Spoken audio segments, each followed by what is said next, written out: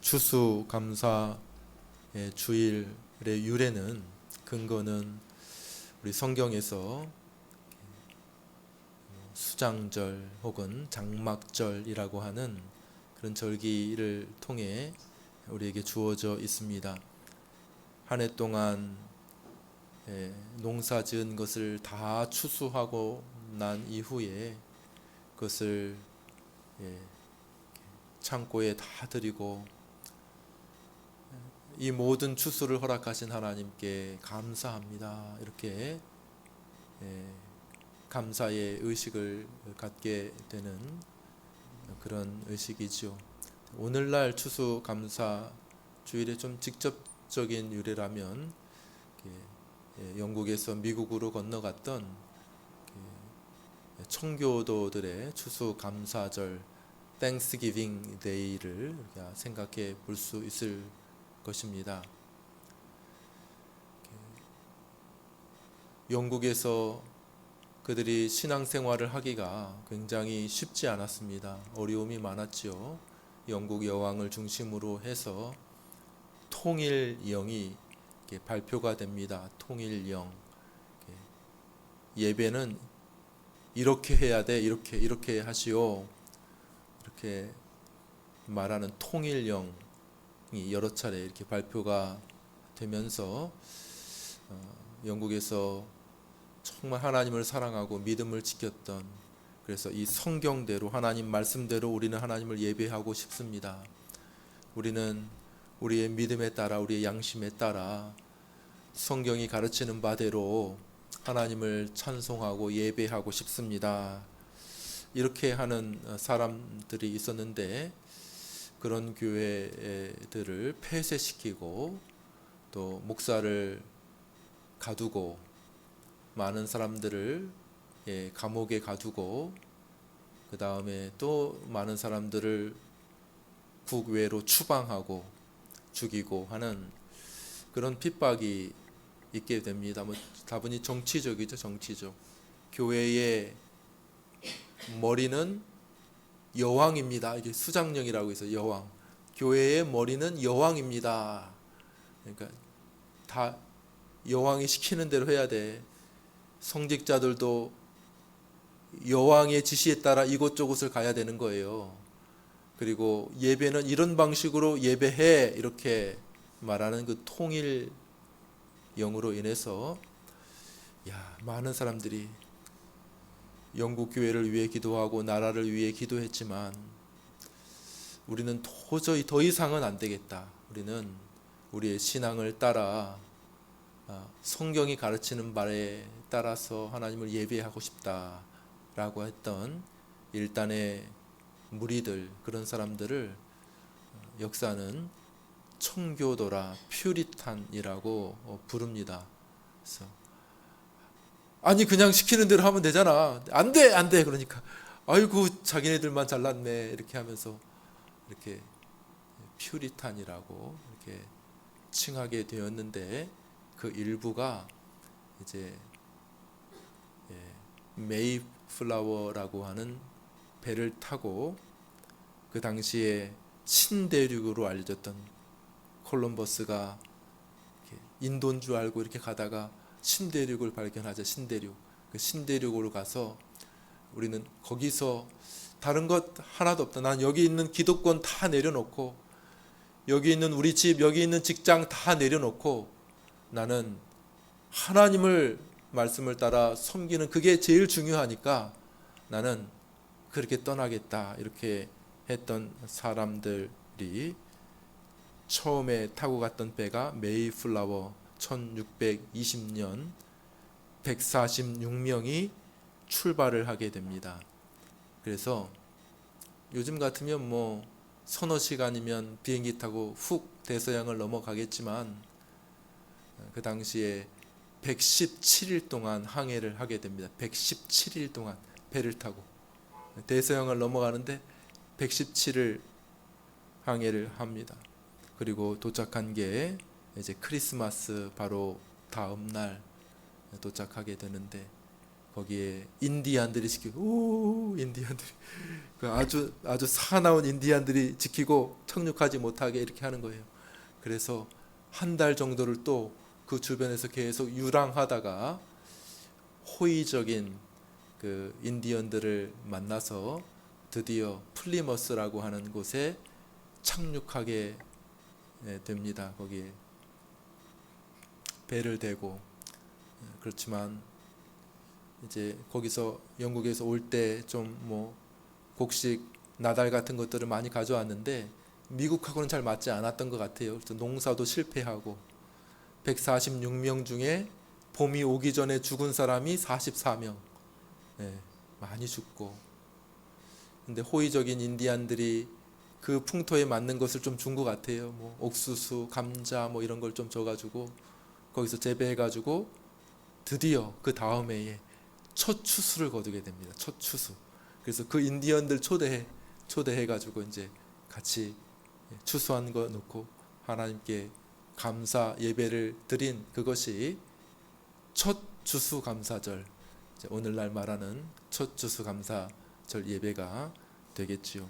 그들이 감사했던 7가지 내용이 남아 있습니다.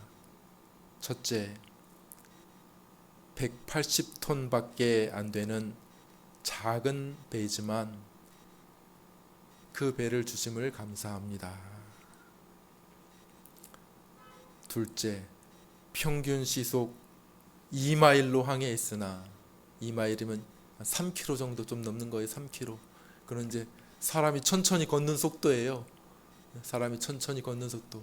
평균 속도 2마일로 항해했으나 117일 동안 계속 전진할 수 있어서 감사합니다. 셋째, 항해 중에 2사람이 죽었지만 한 아기가 태어나서 감사합니다. 넷째, 폭풍으로 큰 도시 부러졌으나 파손되지 않았음을 감사합니다. 다섯째, 여자들 몇 명이 심한 파도에 휩쓸렸지만 모두 구출되게 해주셔서 감사합니다. 여섯째, 인디언들의 방해로 상륙할 곳을 찾지 못해 한 달 동안 바다에 표류했지만 결국 호의적인 원주민 사는 곳에 상륙하게 해주셔서 감사합니다. 일곱째, 고통스러운 3달 반의 항해 도중에 단 한 명도 다시 돌아갑시다 이렇게 말한 사람이 없어서 감사합니다. 이렇게 7가지 여유롭고 넉넉하고 부유하고 건강해서 감사한 것이 아니라 그 고통 가운데도 오직 한 가지, 하나님 예배하고 싶습니다. 성경이 가르친 바에 따라 그 목표 한 가지를 이루기 위해 하나님께서 작게 베풀어 주신 그 작은 은혜들을 하나하나 떠올리며 하나님 감사합니다. 이렇게 감사한 것이 이 추수감사절의 유래라는 거예요. 추수감사절이 우리에게 의미가 크지 않습니까? 그렇죠? 우리는 뭘 감사해야 될 것인가? 한 해를 돌아보면서 여러 가지를 감사해야 되겠지만은 아이고 불평만 많아. 불평. 이것도 없어 저것도 없어.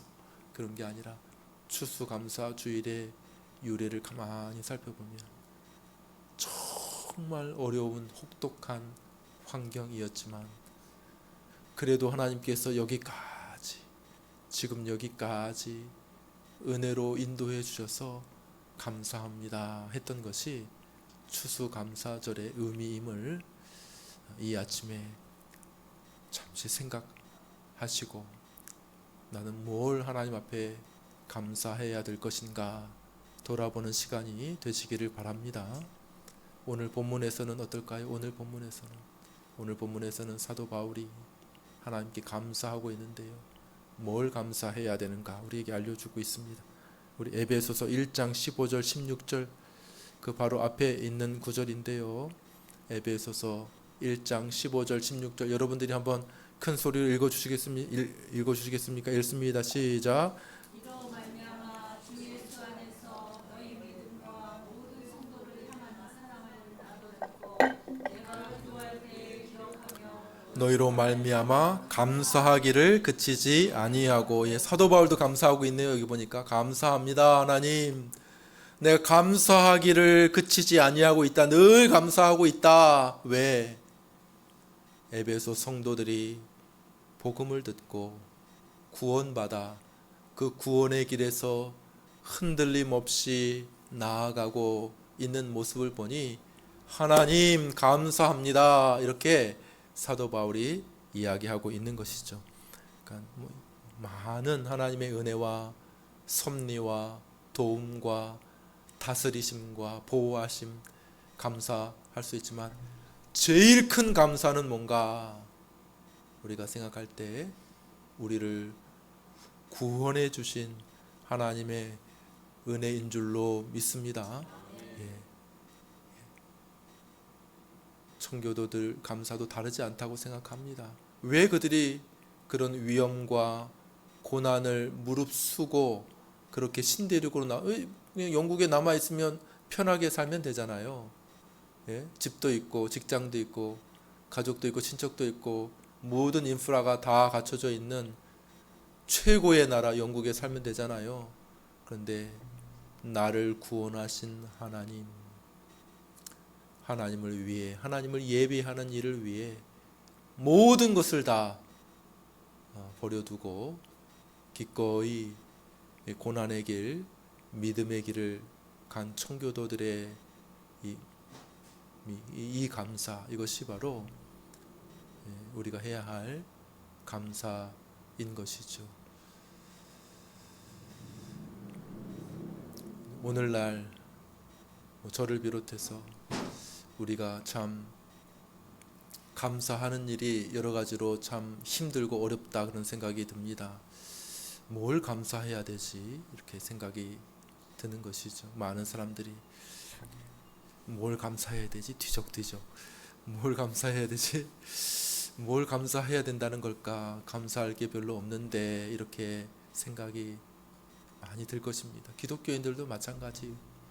감사하라고 하는데 뭘 감사해야 되지? 이런 생각이 많이 드는데 그 이유는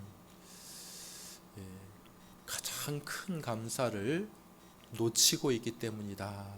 그런 생각을 하게 됩니다. 오늘 본문 속에서 우리는 우리가 감사해야 할 가장 큰 감사의 제목을 다시 한번 찾고 발견할 수 있게 되기를 바랍니다. 우리 한번 성경을 읽어 볼까요? 우리 2장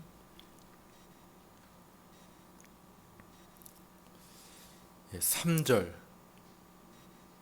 2장 3절 말씀을 우리 한 번만 더 읽어보겠습니다. 여러분들 한번 읽어주시겠습니까? 시작. 전에는 우리도 그 가운데서 우리 제 육신을 따라 지내며 육체와 마음이 원하는 것을 하여 다른 이들과 같이 본질상 진노의 자녀였더니. 예. 오늘 본문 속에서 우리가 생각해 볼 수 있는 것은 뭐냐 하면 우리가 두 가지 면에서 참 놓치고 있고 또 실패하고 있는 부분이 있다는 것입니다. 감사를 못하는 이유가 그거죠. 뭐냐? 첫 번째로는 우리가 얼마나 그 죄에 깊이 빠져 있었는가, 죄의 상태의 그 깊이가 무엇인지에 대한 그런 그 깨달음이 너무 부족하다는 것입니다. 두 번째, 우리가 구원 얻었는데 그 구원이 얼마나 높고 위대한 구원인지를 우리가 잘 인식하지 못하고 있다는 거예요. 이 차이가 별로 없어요. 그러니까 이제 감사가 적은 거죠. 우리의 이전에 구원받기 이전의 상태와 구원받고 난 다음의 상태의 차이를 알면 알수록 우리는 우리 안에서 큰 감사가 넘쳐나게 될 것입니다. 여러분들 수력발전소 아시죠? 수력발전소. 예? 댐을 이렇게 설치하잖아요. 댐. 팔당 댐. 소양강 댐 뭐 이런 댐이 있지 않습니까? 수력 발전소에서 전기를 어떻게 만들어요? 예? 물에 낙차, 예? 높은 물에서 쫙 이렇게 수문을 열어 물이 뚝 떨어지는 그 힘으로 뭐가 돌아가요? 터빈이 쫙 돌아가는 거예요. 밑에 터빈이 있어요. 그 힘을 가지고 전기를 만드는 것 아니겠습니까? 근데 낙차가 별로 없으면 전기를 만들기가 어려워요. 이 큰 낙차, 저 높은 데서 물이 쫙 떨어질 때에 그 힘으로 터빈이 이렇게 돌아가게 되고 전기가 돌아가게 되는 것이죠. 우리 안에 감사는 어떻게 일어나게 될까요? 우리 안에 왜 감사가 없지? 내 안에 왜 감사가 없지? 여기서 한 가지 생각해야 될 것은 뭐냐면 그 낙차, 그 우리가 구원받기 이전의 그 깊이와 우리가 구원받은 이후에 도달한 그 놀라운 상태에 대한 그 큰 차이에 대한 깨달음이 없기 때문에 우리 안에 이게 감사의 전기 이게 만들어지지 않는 거예요. 이게 아무리 뒤져봐도 내가 뭘 감사해야 돼? 나는 불평할 것밖에 없는데, 난 원망할 것밖에 없는데, 그런 생각을 하게 되는 것이죠. 그래서 오늘 우리가 잠시 생각해 볼 것은 뭐냐면 이전에 구원받기 이전에 우리의 상태와 구원받고 난 다음에 우리의 그 상태를 우리가 좀 알아봐야 된다는 거예요. 이미 지난 주일에 우리가 살펴봤죠. 구원받기 이전의 상태는 뭡니까? 예, 너희는 영적으로 죽어 있는 상태다. 영적으로 죽어 있는 상태다. 하나님이 없는 삶, 하나님에 대한 감각도 없고 하나님과 교제하지도 못하고 전혀 하나님을 고려하지 않는 인생의 원리, 그런 속에서 살았고 세상의 풍조를 따르는 삶, 한번 따라해 볼까요? 오직 지금, 오직 이 세상, 이 세상의 풍조죠. 이 세상.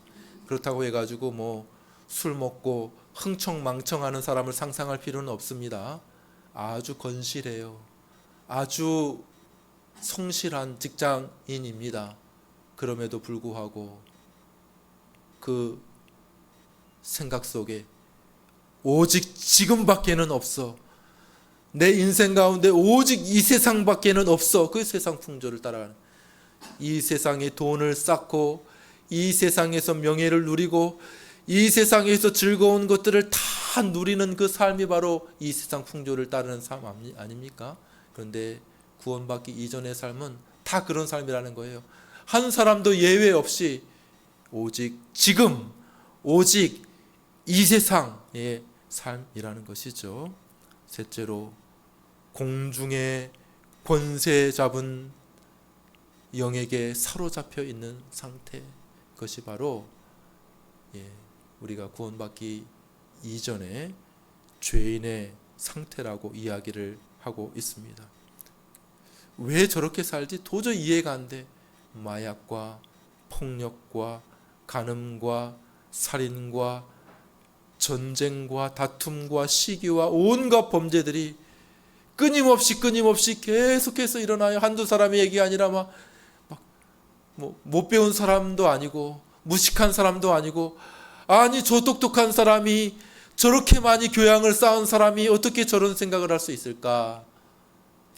악한 영, 공중의 권세 잡은 자에 의해서 사로잡혀 살아가는 사람들이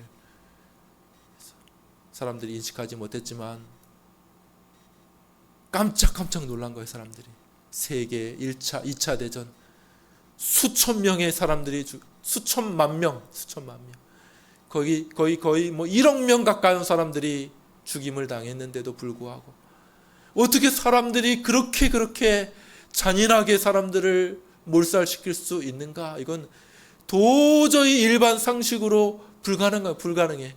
악한 영에게 뒤집어 씌우지 않고는 그런 판단과 그런 행동을 할 수가 없는 것 아닙니까? 이 세상에 사는데 그게 뭐 특별한 게 아니라 우리도 그랬다는 거예요. 우리도 3절 다시 한번 읽어보겠습니다. 3절 읽겠습니다. 시작. 전에는 우리도 다 그 가운데서 우리 육체의 욕심을 따라 지내며 육체와 마음에 원하는 것을 하여 다른 이들과 같이 본질상 자녀이었더니, 예. 그래서 결과적으로 뭡니까? 본질상 진노의 자녀, 하나님의 진노를 불러일으키는 상태, 하나님이 정말 진노하시는 그런 상태, 그런 상태가 구원받기 전에 모든 사람의 상태였다는 것입니다. 자, 이것이 이 깊이를 여러분들이 이해하셔야 됩니다. 이것을 사소하게 생각하면 안 됩니다. 절대로. 이것을 사소하게 생각할 때 복음이 막 혼란해지는 거예요. 이것을 사소하게 생각할 때의 신앙이 근본부터 흔들리게 되는 것입니다. 그죠? 이 죄에 대한 문제를 이야기하지 않고, 이 죄를 진지하게 다루어 보지 않고, 이 죄의 문제를 아주 가볍게 사소하게 그냥 빨간 약 바르면 나는 정도로만 생각할 때에 기독교의 근간이 흔들리게 되는 것이죠. 성경은 그렇게 말하고 있지 않죠. 성경은 우리가 허물과 죄로 죽었던 사람들이며 본질상 하나님의 진노 아래 놓여 있는 사람들이었다고 말하고 있는 것입니다. 그런데 그런 우리가 어떻게 되었다고요? 그런 우리가 어떻게 되었습니까? 우리 4절 말씀을 한번 읽어보겠습니다. 4절 읽습니다. 시작. 긍휼이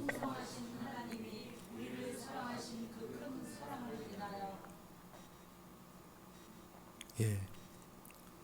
여기 영어 성경은 대부분 접속사가 있어요. but 우리가 본질상 진노의 자녀이었더니 그러나 하나님이 여기에 이게 복음이에요. 이게 복음.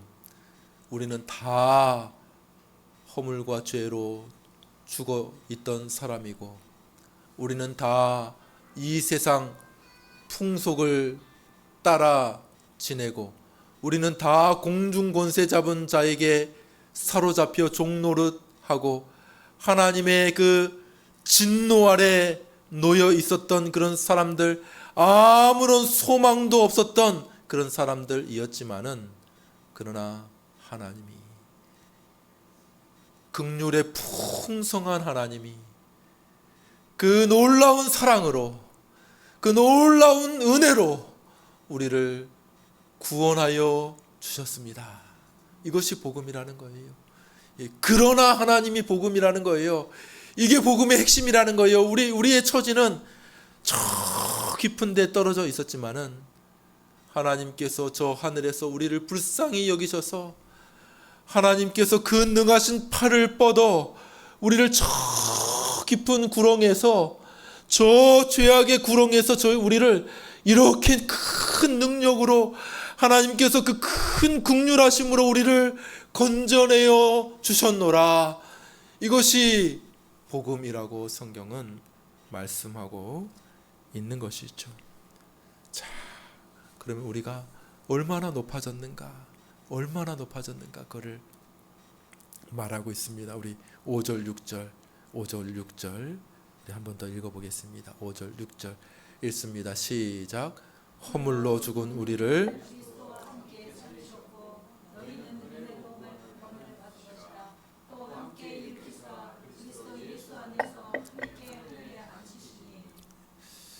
앞에서도 말씀드렸듯이 우리가 얼마나 낮은데 깊은데 있었는지를 알고, 다음에 우리가 하나님의 그 풍성한 은혜로 얼마나 높은 상태에 이르게 되는가, 그것을 인식하는 것에서 감사가 나오는 것이에요. 뭐 감사해야 돼, 이런 것이 통해서 감사가 일어나는 게 아니고, 뭘 해야 돼요? 우리가 얼마나 이전의 상태가 본질상 하나님의 진노를 받기에 합당한 사람이었느냐는 것과 동시에 지금 그리스도의 복음으로 인하여 얼마나 놀라운 복을 받은 사람인지에 대한 그 차이를 인식하면 인식할수록, 그 차이를 알면 알수록 우리는 거기 안에서 큰 감사가 나오게 된다는 것인데, 사도 바울은 그 핵심으로 예수님을 이야기하고 있습니다. 예수님이 우리의 구원의 핵심이라는 거예요. 한번 따라해 봅시다. 그리스도와 함께 살리셨고 함께 일으키사 함께 앉히시니, 예수 그리스도가 우리의 중심이라는 거예요. 우리가 얼마나 놀라운 구원을 받았는지를 알려면은 예수님 보면 된다는 거예요. 예수님이 어떻게 됐는데, 예수님이 원래는 저 높으신 하나님의 아들이었는데 우리를 구원하기 위해 이 땅까지 낮아지셨다는 거예요. 우리를 대신해 죄의 짐을 지었을 때의 예수님의 모습을 생각해 보라는 거예요. 어떤 것입니까? 하나님 앞에 온갖 저주와 진노를 받기에 합당한 자가 되어서 맞으며 피 흘리며 찢기며 십자가 위에서 조롱과 수치를 감당하시는 그 깊이 있게 낮아지신 그 예수님을 우리가 생각해 보라는 것입니다. 그리고 어떻게 되었어요? 물과 피를 다 쏟아 하나님 앞에 얻어맞고, 십자가 위에서 처절하게 하나님 앞에 버림받은 자 되어 나의 하나님 어찌하여 나를 버리셨나이까. 하나님께 버림받았어요. 그리고 운명하시니라. 죽었어요. 그리고 무덤에 갇히시고 지옥에까지, 상징적으로 지옥에까지 내려가시고, 가장 깊이 떨어진 예수 그리스도의 모습이 사실 우리라는 거예요. 원래 우리가 받아야 될 것을 예수님이 우리를 대신해 받으셨다는 거죠. 우리 죄의 깊이를 우리가 잘 알지 못하면 예수님 보라는 거예요. 철저하게 매맞고 조롱받고 수치받고 십자가 위에 처절하게 죽으신 예수 그리스도, 바로 그게 우리의 원래 진노받아 마땅한 그런 상태였다는 것이죠. 예수님을 묵상하시기를 바랍니다. 그게 우리의 모습이었다는 거예요. 그러나 그 예수님은 어떻게 하셨다고요? 하나님이 그를 다시 살리시고, 한번 따라, 다시 살리시고 일으키시고 하늘에 앉히셨다. 그 얼마나 높아지신 것입니까? 그 사망의 권세에서 다시 그를 살려내셨어요. 그를 다시 부활 일으켜 주셨어요. 죽었던 자가 다시 새 생명을 얻게 하신 것이죠. 이 안에 새 생명이 역사하게 하신 것입니다. 뿐만 아니라 하나님의 손으로 높이 들어 가장 높은 하나님 보좌 우편 하늘 왕으로 등극하게 하신 줄 믿으시기를 바랍니다. 그런데 예수님만이 아니라는 거예요. 우리 예수님 믿은, 예수님과 하나 된, 연합된 우리도 예수님과 합하여 죽었던 우리, 본질상 진노의 자녀였던 우리가 살아나서 하나님의 자녀가 되고 하나님께 인정받고 저 천국의 영광을 소망하며 살아가는 자가 되었다는 것이죠. 여러분, 이 큰 차이를 인식하십니까? 이 큰 차이. 여기에서 감사가 나오게 되는 것이죠. 말씀을 맺습니다. 추수감사 주일, 무엇을 감사해야 할까요? 이렇게 저 뒤에 감사 제목을 적어 나무에 매달라고 했습니다. 그래서 나중에 저 앞에서 한번 사진 한번 찍어야죠, 그죠? 단체 사진. 뭐 여러 가지 다 좋습니다. 여러 가지 너무 여러분 생각해 보시고 한 해 동안 돌아보시고 뭘 감사해야 될까?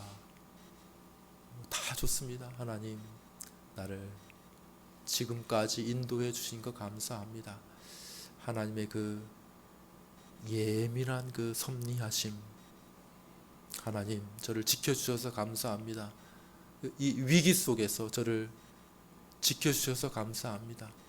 하나님 몸이 좀 아팠지만 또 회복되게 해주셔서 감사합니다.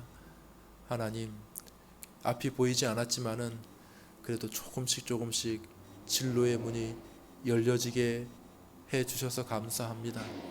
하나님, 가정을 주셔서 감사합니다. 우리 평화롭고 따뜻한 가정 하나님 허락해 주셔서 감사합니다. 하나님, 건강 주시고 직장 주셔서 감사합니다. 하나님, 일하게 해주셔서 또 필요한 것들을 날마다 채워주셔서 감사합니다. 모든 것들이 우리가 감사의 제목이 될 수 있겠지요. 그러나 우리가 놓치지 말아야 할 가장 큰 감사의 기도의 제목은 뭐라고요? 예수 그리스도, 하나님의 아들 우리에게 주셔서 그를 통해 우리를 구원해 주심 감사합니다.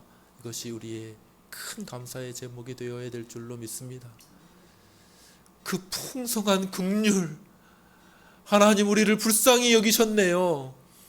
하나님 우리를 불쌍히 여기셔서 저를 그렇게 그 자리에 내버려 두지 아니하시고 하나님의 그 긍휼의 팔을 뻗으시고 하나님의 그 전능하신 능력의 팔을 뻗으셔서 나를 이와 같이 높이 들어주시니 하나님 감사합니다. 하나님 지극히 큰 사랑으로 놀라운 은혜로 나를 구원해 주심을 하나님 감사합니다. 이것이 우리가 올려야 할 최고의 가장 큰 감사가 될 줄로 믿습니다. 예, 찬송하겠습니다. 우리